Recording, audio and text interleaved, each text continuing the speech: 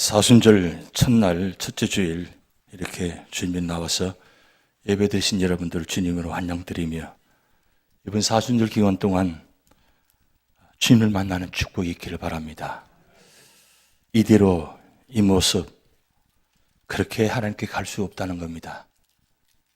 이제 진짜 믿음의 성도로서 세상에 보여지기 위한 것이 아니라 혁증이신 신앙이 아니라 진짜 하나님 보시기에 믿음의 성도, 그것이 될 때 하나님께서 영광 받으시고 우리 삶의 자리에 놀라운 구원의 역사가 나타날 줄 믿습니다.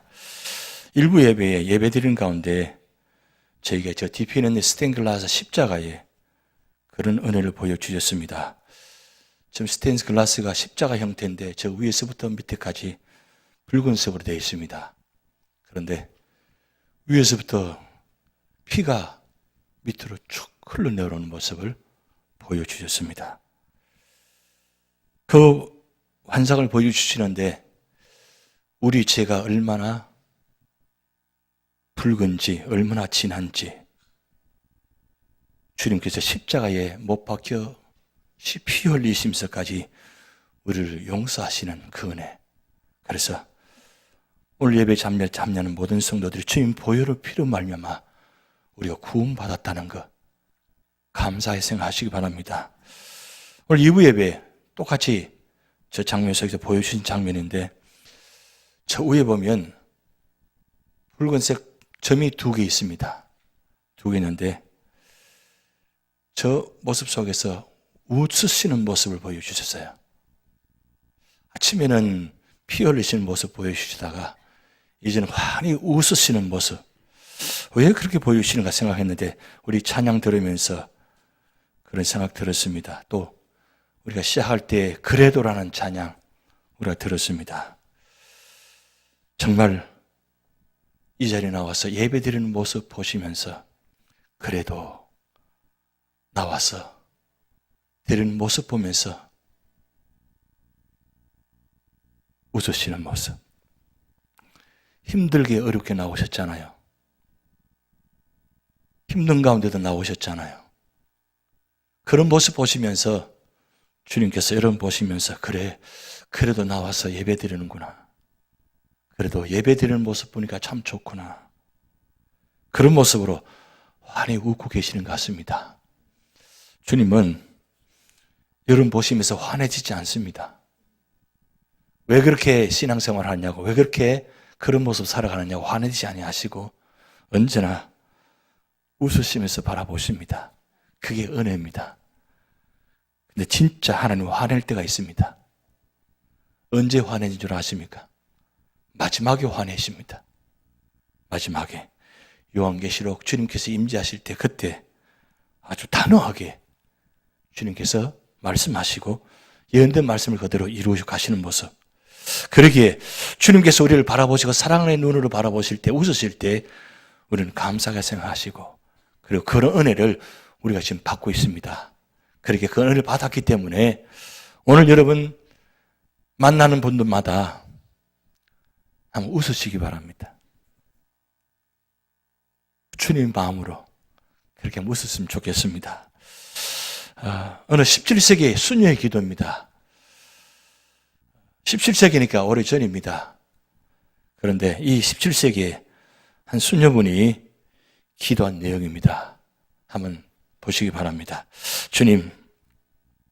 주님께서는 제가 늙어가고 있고 언젠가는 정말로 늙어버릴 것을 저보다도 잘 알고 계십니다.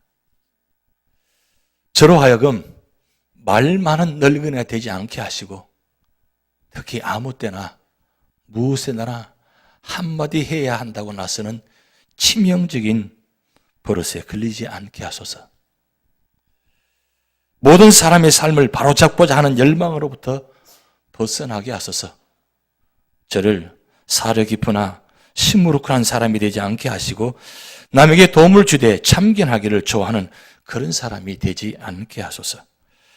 제가 가진 크나큰 지혜의 창고를 다 이용하지 못하는 것 참으로 애석한 일이지만 저도 결국엔 친구가 몇 명 남아 있어야 하겠지요. 끝없이 이 얘기 저 얘기 떠들지 않고 곧장 요점으로 날아가는 날개를 주소서. 내 팔다리, 머리, 허리의 고통에 대해서는 아예 입을 막아 주소서. 내 신체의 고통은 해마다 늘어나고 그것들에 대해 위로받고 싶은 마음은 나날이 커지고 있습니다.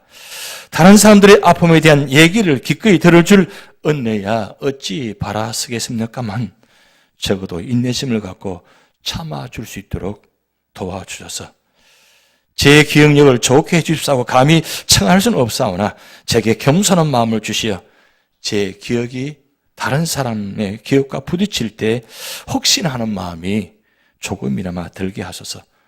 나도 가끔 틀릴 수 있다는 영광된 가르침을 주셔서 적당히 착하게 해 주소서. 저는 성인간이 되고 싶지 않습니다만 어떤 성인들은 더불어 살기가 너무 어려우니까요. 그렇더라도 심술군 늙은이는 그저 마귀의 자랑거리가 될 뿐입니다. 제가 눈이 점점 어두워지는 건 어쩔 수 없겠지만 저로 하여금 뜻하지 않은 곳에서 선한 것을 보고 뜻밖의 사람에 의해서 좋은 재능을 발견하는 능력을 주셔서 그리고 그들에게 그것을 선뜻 말해줄 수 있는 마음을 주소서. 아멘. 어떻습니까? 우리 교회 보고 지은 시 같지 않아요? 기도 같지 않습니까? 지금 표정을 보니까 누구 생각하고 계시는데 누구 생각하지 마시고 내가 이번 사순절 기간 동안 좀 다 내려놓게 하옵소서. 좀 그러시면 좋겠습니다. 오늘 아침부터 제가 힘이 하나도 없습니다. 이 자리에 있으면 이상하게 또 힘을 주시니까 서 있으면은 굉장히 힘이 하나도 없습니다. 힘이 하나도 없는데 왜 사순절 첫 주일날 이렇게 힘 빠지게 하시는가? 여러분 때문에 힘 빠지는 게 아니고 사순절 때문에 제가 힘 빠지게 하는데 저는 사순절만 되면 굉장히 몸에 뭔가 이상한 현상이 나타나고 힘들어요. 그리고 이제 부활줄 되면 이제 부활하게 합니다. 사순절 주간 그냥 그렇게 지나가지 않게 만드십니다. 근데 사순절만 되면 좀 두렵습니다. 이분은 어떤 모습으로 저를 고통스럽게 하실지. 그렇지만 그 고통의 과정을 거침을 통해서 은혜 주시니까 감사한데 제가 힘이 하나도 없으니까 그런 생각이 들었습니다. 왜 하나님께 저를 힘 빠지게 하시느냐? 아직도 제 속에 아직 그것이 있다는 거예요. 욱하는 거, 참지 못하는 거, 한마디 말하려고 하는 마음, 그거 힘 빠지게 하시려고, 그거 다 내려놓게 하시려고 힘 빠지게 하시는 것 같은 생각이 듭니다. 그럼 저만 힘 빠지면 됩니까? 우리가 모두가 다 그동안 내려놓지 못하고 붙들고 있는 것, 나도 모르게 나타나는 모습들, 이제는 좀 다 내려놓았으면 좋겠습니다. 그래서 여러분, 예배의 자리는 나의 모든 것을 내려놓는 자리입니다. 십자가는 나의 모든 못을 박는 자리입니다. 그래서 이제는 다시는 과거의 모습이 아니라 이제는 못을 받고 다 죽어서 이제는 부활해서 이제부터는 좀 내 속에 있는 그런 추한 모습 드러나지 않고 주님 모습이 나타나서 성령의 9가지 열매, 사랑과 희락과 화평과 오래 참음과 자비와 양성과 충성과 온유와 절제가 나타나서 이 9가지 가는 자리마다 열매가 나타나서 모두가 다 주렁주렁 열매를 먹으면서 감사합니다. 그런 자리가 되었으면 좋겠습니다. 그게 바로 우리 사순자리가 바로 통과하는 자리입니다. 지난주에 3월 3일 미국 웨스트 버지니아 주에 그랜드뷰 프리덤 미니스트리 교회가 있었습니다. 그 교회에 3월 3일 주일 새벽 0시 58분에 교회에 화재가 났습니다. 화재가 났는데 소방서에서 그 소식을 듣고 달려왔습니다. 왔는데 워낙 교회 불길이 심해서 이 소방차가 가히 접근하지 못합니다. 접근하지 못하고 시간이 지나서 이제 불을 끄게 되었습니다. 불을 끄게 돼서 이제 소방관들이 교회 안에 이제 다 탔을 거라고 생각하고 들어왔습니다. 들어왔는데 깜짝 놀랐습니다. 여러분, 교회 안에 뭐가 있겠습니까? 교회 안에는 십자가가 있습니다. 그리고 성경책이 있습니다. 그런데 들어와 봤더니 성경책이 하나도 타지 않았어요. 저 장면입니다. CNN에서 방송한 내용입니다. 성경책이 한 권도 타지 않았어요. 여러분, 별로 놀라지도 않으시는데 뭘 보여드려야 놀라시는 거예요? 성경책이 하나도 안 탔다고요. 거기다가 십자가가 나무 십자가인데 이 나무 십자가도 타지 않고 그냥 화전원에서 걸을지 하나도 안 탔다는 거예요. 그래서 소방관들이 그 소방관 페이스북에다가 거기다 올린 내용입니다. 이런 내용을 올렸습니다. 단 한 권의 성경도 타지 않았고 단 하나의 십자가도 해를 입지 않았다. 단 한 명의 소방관도 다치지 않았다. 상황은 우리에게 불리했지만 하나님은 함께 하셨다. 사실 이 교회 입장에서는 엄청난 일이잖아요. 또 사순절을 앞두고 지금 교회가 타전해서 다 타버렸으니까 얼마나 실망하고 절망이었겠어요. 그런데 교회 안에 성경책이 하나도 닿지 않다는 것, 십자가 그대로 있다는 것, 무슨 뜻입니까? 하나님 말씀의 역사라는 거죠. 하나님 말씀은 영원하다는 거죠. 그래서 거기 댓글을 올려갔는데 그 댓글 내용 중에 이런 댓글입니다. 한 3일 만에 한 4만 개 이상의 댓글이 올라왔는데 이런 내용입니다. 그 중에서 몇 가지인데, 악마의 불길보다 하나님 말씀이 더 강했다. 그리고 다니엘과 세 친구들의 푸르물 기적은 사실이었다. 그리고 이사야 40장 8절 말씀처럼 하나님 말씀은 영원하다. 여러분, 그 교회의 성도들이 이제 말씀을 어떻게 보겠어요? 이 말씀은 영원한 말씀이다. 살아있는 말씀이다. 불길 가운데도 역사하시는 말씀이다. 여러분, 그 얼마나 놀라운 은혜를 경험한 것입니까? 교회는 건물은 불탔지만 신앙은, 믿음은 불탔지 않았다는 겁니다. 교회가 불타문을 통해서 고통과 고난이 그 교회에 덮였습니다. 근데 그 고통을, 고난을 받아들이지 않고 믿음으로 받아들이고 그 고통 가운데 불 가운데도 남겨주신 그 성경책 보면서 십자가를 바라보면서 십자가 붙들고 그리고 말씀 붙들고 초대교회 성도들처럼 아마도 그 교회들은 순교를 각오하고 아마도 뜨거운 신앙으로 열심히 예배 드릴 것입니다. 오늘 사순절 시작할 때입니다. 요한복음 1장 14절 말씀처럼 말씀이 육신이 되어 우리 가운데 오셔서 우리 모든 죄를 구원하시기 위해서 십자가에 죽으신 그 사순절 기간입니다. 사순절 기간 동안 우리는 과연 무엇을 위해서 살아갈 것인가? 무엇을 보며 살아갈 것인가? 무슨 마음으로 살아갈 것인가? 여러분, 다시 한번 반복되는 그냥 그렇게 지나가는 시간이 아니라 처음이자 마지막처럼 사순절 기간을 보낼 때 그 자리마다 흔적마다 주님의 뜻이 이루어질 줄 믿습니다. 책이 한 권이 있습니다. 이 책은 무슨 책이냐면 킹키 프리덴만이라는 텍사스 출신 작가가 지은 책입니다. 책인데 책 제목이 엘비스, 지저스, 코카콜라. 특별한 책이죠. 사실은 아주 유명한 이름들이잖아요. 엘비스 프리슬리, 예수, 코카콜라. 여러분, 엘비스 프리슬리 하면 생각나는 노래 있습니까? 제가 60년, 70년 대 많이 불렀던 노래입니다. 그때 참 많이 불렀던 노래인데 Love me tender, love me sweet, never let me go. 나 아시죠? 아마 옛날에 다 생각나실 겁니다. 얼마나 멋있었어요. 제가 어제 그 엘비스 프레슬리 연주하는 장면을 한번 찾아보았습니다. 참 여전히 멋있어요.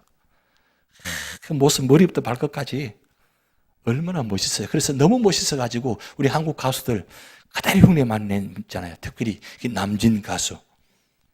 똑같이 흉내 내는 모습 많이 아직도 기억나는데 참 그때 당시에 엘비스 프레슬리 하면 당대 최고의 영웅이었습니다. 가는 곳마다 그야말로 인산이래 연주할 때마다 그냥 넘어가. 그리고 특히 이 여성 팬들은 이 엘비스 프레슬리가 나타나면 그냥 넘어가는, 쓰러지고 참 대단했습니다. 엘비스 프레슬리 하면 그때 당시에 대중문화에 영원한 것 같았습니다. 영원한 사람이었습니다. 이 사람 노래 부르고 이 사람과 함께하면 영원할 것 같았습니다. 그런데 어떻습니까?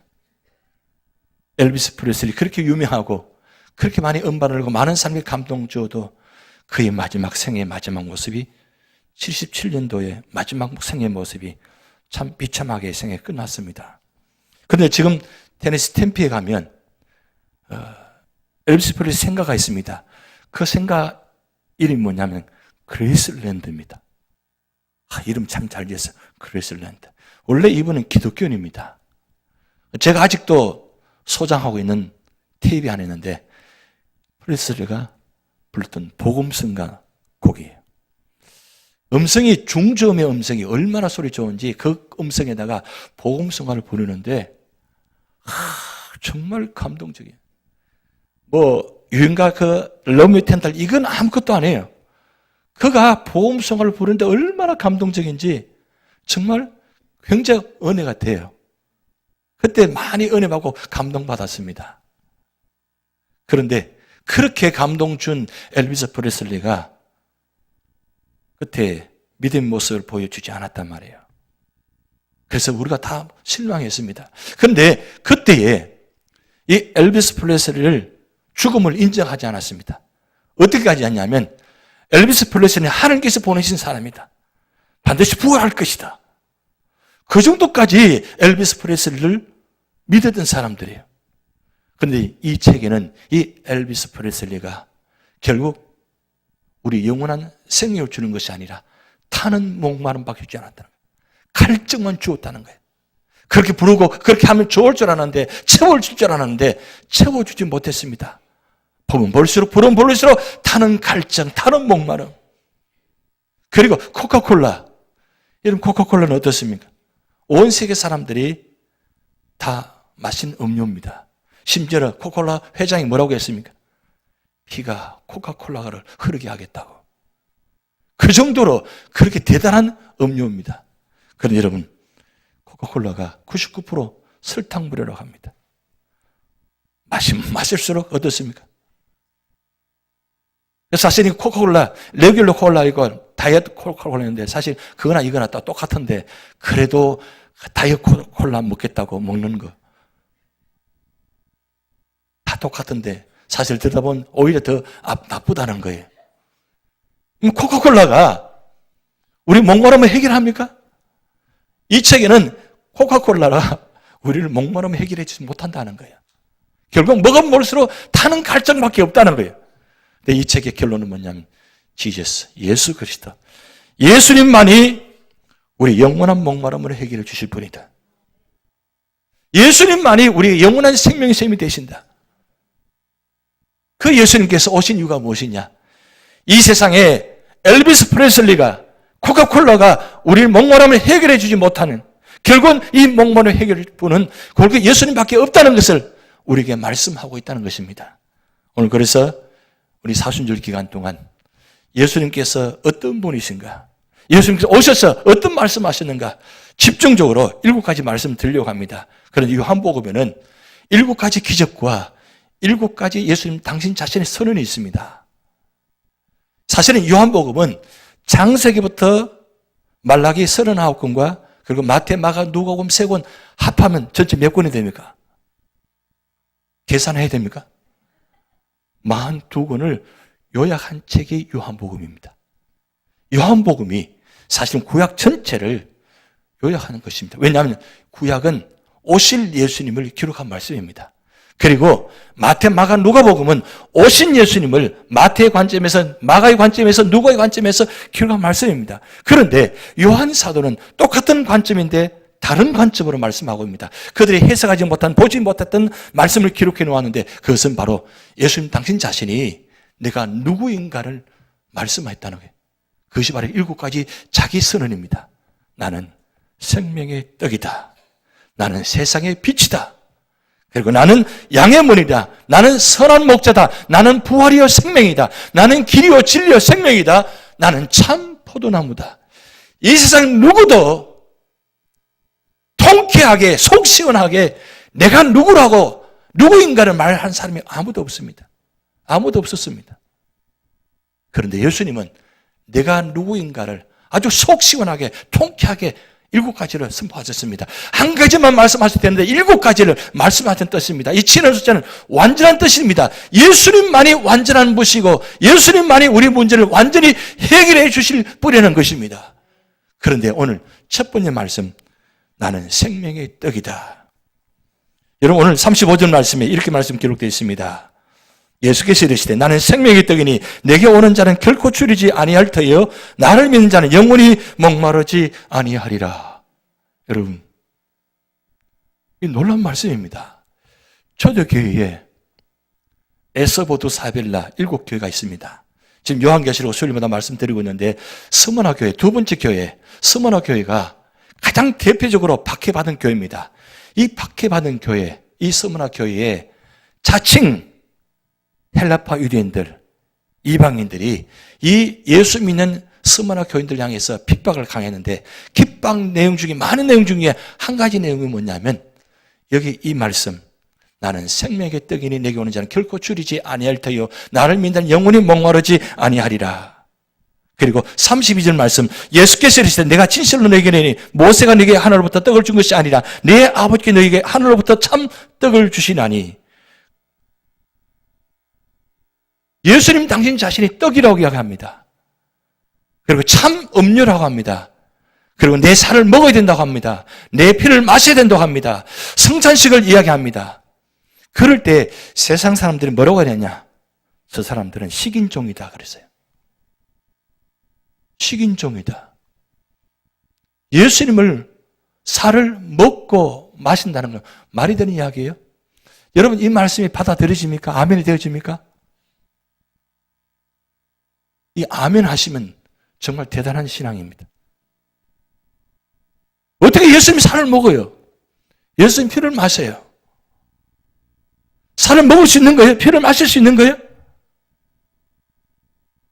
지금 이 말씀 배경이 무엇이냐면 이거 요한복음 6장에 보면 전체적인 오병이어의 배경입니다.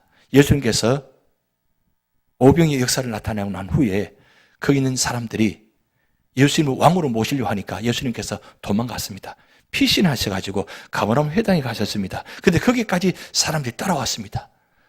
따라와서 왜 따라왔느냐? 떡 먹으면 기억하거든요. 굶주린 자에게 오청을 먹은 기억나거든요. 그래서 떡을 달라고 합니다. 떡을 달라고 하는데 떡을 어디서 나오는 거예요? 아직도 예수님의 그 오병 기적 역사를 아직도 믿지 못합니다. 그냥 떡만 먹으면 기억한다는 거죠. 그래서 오늘 본 말씀에 32절 말씀에 예수께서 이르시되 내가 진실로 너에게 이르니 모세가 너에게 하늘로부터 떡을 준 것이 아니라 내 아버지께서 너에게 하늘로부터 참 떡을 주시니 33절 말씀 하나님의 떡은 하늘에서 내려 세상에 생명을 주는 것이라. 34절 그들이 이르되 주여 이 떡을 항상 우리에게 주셔서. 지금 여기 있는 사람들은 모세가 떡을 주어서 만나를 먹었다고 생각합니다. 만나를 모세가 주었다고 생각합니다. 그런데 이 떡을, 이 만나를 매일 우리에게 달라고 합니다. 그럴 때 예수님께서 35절 말씀에 만나가 아니라 만나는 없어진 것지만 진짜 떡은 바로 나라고, 내가 생명의 떡이라고 이 말씀을 하는 겁니다. 그래서 요한복음 6장 51절 말씀에 나는 하늘에서 내려온 살아있는 떡이니 사람이 이 떡을 먹으면 영생하리라. 내가 줄 떡은 그 세상의 생명을 위한 내 살이니라 하시니라. 이 참 놀라운 말씀입니다. 아니 하늘에 내려오는 살아있는 떡이라 그래요. 떡이 살아있어요? 떡은 따뜻한 거죠. 떡은 따뜻할 때 먹어야 돼요. 그런데 살아있다 그래요. 예수님 당신 자신을 떡이라고 하니까 지금 살아있으니까 살아있는 떡이라고 말씀하는 겁니다. 그리고 이 떡을 먹으면 영생한다 그랬어요. 정말 참 이상한 말씀입니다. 그럼 과연 예수님께서 이 말씀을 자기 자신을 먹어야 그게 살아난다 그 뜻입니까? 아닙니다. 이 영적인 말씀입니다. 살을 먹고 피를 마신다는 것은 연합한다는 뜻입니다. 예수님이 내 안에 계시고 내가 예수님 안에 계시면 그것이 바로 연합되어져서 그 연합된 생명을 말미암아 살아난다는 뜻입니다. 결국 이 세상 모든 것은 영원하지 않지만 예수님만이 영원하시기에 영원하신 말씀, 창세전에 계셔서 이 세상을 창조하시고 그 창조하신 그 말씀 대신 예수님이 이 땅에 오셔서 우리 가운데 거하신데 우리 속에 오셔서 참 생명이 되셔서 우리에게 참 생명 주심을 말미암아 그것이 바로 함께 계실 때 먹는 것과 같은 현상이 나타난다는 겁니다. 그렇기 때문에 이 사순절 기간 동안 여러분 한 끼 금식하시는데 금식하는 거예요? 단식하는 거예요? 금식하시는 거예요? 사순절 기간 되니까 보니까 내가 좀 배가 좀 나왔어. 몸이 좀 그 다른 때보다 좀 많이 불어난 것 같아. 그래서 이 기회에 한 끼 금식의 명목을 가지고 한 살을 빼겠다. 그런 마음으로 하고 계세요? 얼마나 힘들겠어요. 지금 4일 지났는데 달력에 표시하면서 4일 지나서 표시하고 계세요? 얼마나 힘들게 금식하고 계시는 거예요. 그런데 그렇게 지키는 것이 아니라 그 금식하는 시간에 하나님 말씀을 먹는 거예요. 육의 양식을 먹는 것이 아니라 영의 양식, 생명의 말씀을 먹는 순간에 주님이 내 안에 계심으로 말미암아 그 말씀을 통해서 역사하시면 어떤 역사가 나타나요? 그 영광을 보니 아버지 독생자의 영광이요 은혜가 진리가 충만하더라. 요한복음 1장 14절 말씀입니다. 말씀이 내 안에 거하시면 내가 지금까지 경험하지 못했던 그렇게 목말랐는데 그렇게 텅 비어 있었는데 말씀을 먹는 순간에 말씀이 내 안에 살아 역사 움직이니까 그렇게 텅 빈 가슴, 답답한 마음, 힘든 모습이 그 말씀을 먹는 순간에 힘을 얻는 거예요. 능력을 받는 거예요. 독수리같이 샘을 얻는 거예요. 그게 바로 말씀의 역사의 은혜의 역사입니다. 이 사순절 기간 동안 이 말씀을 통해서 승리하시기 바랍니다. 우리 찬송 150점 올렸습니다. 최후 승리 얻기까지 주의 십자가 붙들겠네 그랬어요. 최후 승리는 내가 승리하는 것이 아니라 주님 십자가 붙든다는 것은 말씀을 붙든다는 뜻입니다. 예수님 붙든다는 것입니다. 예수님 바라보고 의지한다는 뜻입니다. 그럴 때 반드시 최후 승리하게 하십니다. 내가 승리하는 것이 아니라 예수님께서 승리하게 하십니다. 내가 세상을 이겼노라 그랬어요. 이미 예수님은 이 땅에 오셔서 십자가에 죽으심으로 승리하셨습니다. 그러기에 예수님이 나와 함께 계시면 우리는 반드시 승리합니다. 근데 왜 우리는 삶의 자리에 실패합니까? 왜 팡팡 넘어지고 있어요? 예수 믿는데 예배 드리는데 기도하는데 왜 이렇게 힘든 일만 다가와요? 왜 내가 넘어져요? 그 이유가 무엇일까요? 신앙생활 30년, 40년 해왔으면 이제는 웬만하면 넘어가야 되고 이겨내야 되는데 아직도 조그마한 문제 가지고도 넘어가지 못하고 이해하지 못하고 받아들이지 못하고 아직도 그것 때문에 다 무너지고 있잖아요. 왜 그런가요? 말씀을 먹지 않기 때문입니다. 생명의 양식을 먹지 않기 때문입니다. 세상은 아무리 먹어도 갈증이 있습니다. 여러분 요즘 드시는 약 많으시죠? 숫자가 많아가지고 계산해 봐야 되고 그리고 날마다 7일 동안 함에 넣어가지고 먹었는지 안 먹었는지 구분하기 위해서 넣어놓고 그렇게 드시잖아요. 그렇게 해서 아직도 건강하십니까? 그거 먹어서 건강되어져요? 먹으면 건강해지겠지 생각이에요. 물론 건강에 도움 되겠죠. 그런데 여러분 먹지 않아 보세요. 얼마나 힘듭니까? 먹지 않으면 견디지 못합니다. 그런데 그것도 알면서 왜 우리 신앙생활 하면서 영혼의 양식, 생명의 양식을 먹지 않고 아직도 그것 때문에 허덕이고 넘어지고 있다는 거. 이게 얼마나 안타까운 사실이에요? 그래서 요한복음 6장 54절 말씀 우리 같이 있습니다. 내 살을 먹고 내 피를 마시는 자는 영생을 가졌고 마지막 날에 내가 그를 다시 살리리라. 아멘이십니까? 요한복음 6장 55절 56절 있습니다. 내 살은 참된 양식이요 내 피는 참된 음료로다. 내 살을 먹고 내 피를 마시는 자는 내 안에 거하고 나도 그의 안에 거하나니. 아멘입니까? 여러분 얼마나 우리에게 말씀하시고죠. 참된 양식이다. 참된 음료라 그랬어요. 이 세상 모든 음료는 뭐요? 한마디로 말씀은 가짜라는 거예요. 진짜가 아니라는 거예요. 진짜 음료는 어디예요? 바로 예수님이라는 거예요. 그걸 먹고 마실 때마다 주님과 동행할 때 그 주시는 은혜, 기쁨, 그 축복. 그래서 요한복음 6장 57절 살아계신 아버지께서 나를 보내심에 내가 아버지를 말미암아 사는 것 같이 나를 먹는 그 사람도 나로 말미암아 살리라. 여러분 예수님 때문에 살아가시는 성도 되시기 바랍니다. 세상 바라보면 세상 의지를 끄고 그거 바라보면 살아갈 소망이 없는데 분명히 말씀하셨어요. 나로 말미암아 살리라 그랬어요. 예수님 때문에 살아갈 소망이 있다는 거예요. 다 무너져도 예수님만 계시면 살아갈 이유가 있습니다. 소망이 있습니다. 그게 바로 우리에게 소망을 주시기 위해서 이 땅에 예수님께서 오신 것입니다. 멀리 계신 것이 아니라 여러분 마음속에 계시는 겁니다. 그 사실을 믿고 확신하고 그렇게 예수님 말씀과 동행할 때 주님께서 임마누엘 하시는 은혜가 주어진다는 거예요. 요한복음 6장 58절 말씀 이것은 하늘에서 내려온 떡이니 조상들이 먹고도 죽은 것과 같이 아니하여 이 떡을 먹는 자는 영원히 살리라. 여러분 만나를 먹은 사람 다 죽었습니다. 오병에 떡 먹은 사람도 다 죽었습니다. 근데 예수님 떡을 먹은 사람은 영원히 죽지 않습니다. 영원한 소망, 영원한 생명을 주셨습니다.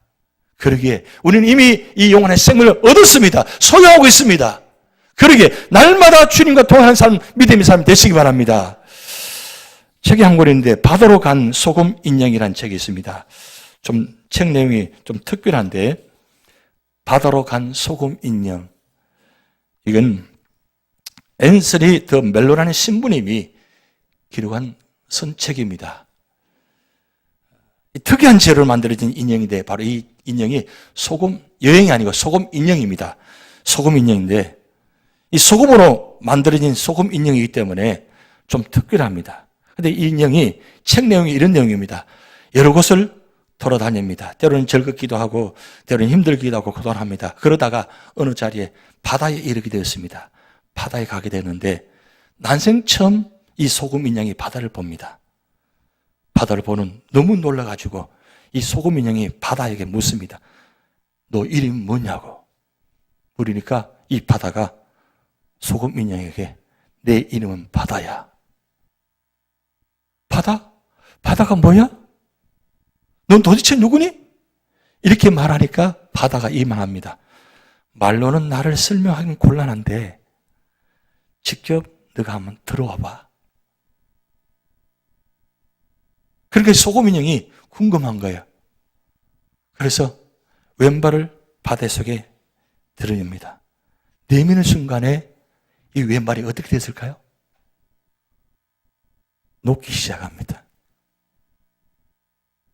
그리고 오른발을 내밉니다. 오른발을 내미니까 오른발도 녹기 시작합니다. 그리고 몸을 점점 들어가니까 몸 전체가 다 녹기 시작합니다. 그래서 조그만 알갱이가 되었는데 그 알갱이가 될 때 그때 이 소금 인형이 이 말을 합니다. 난 이제 바다야. 그래 이제 알겠어. 내가 바로 너라는 것을. 이해하시겠습니까? 소금과 바다는 같이 이루어지면 녹아지는 거죠. 왜 바다가 여러분 짠 줄 아세요? 소금 인형이 들어가서 짜졌다는 겁니다.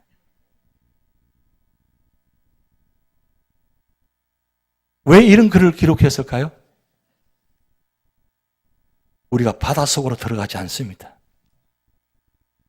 유주연합장로에 들어와서 이 바다는 곳에 들어와 있는데 아직도 한 발은 세상에 있어요. 오른발은 들어와 있는데 왼발이 안 들어와. 몸은 들어와 있는데 마음이 안 들어와 있어요. 사실은 다 녹아야 되는데 다 녹지 못하고 아직도 남아있어요. 녹아야 바다가 되어지는데, 바로 너라는 것을 바다와 하나가 되어지는 것인데, 이게 하나가 되지 못하고 물과 기름처럼 나눠져 있습니다. 분명히 연합장로교에 등록은 되어 있는데, 만약에 성도가 아니라면, 교인이 아니라면 어떻게 될까요?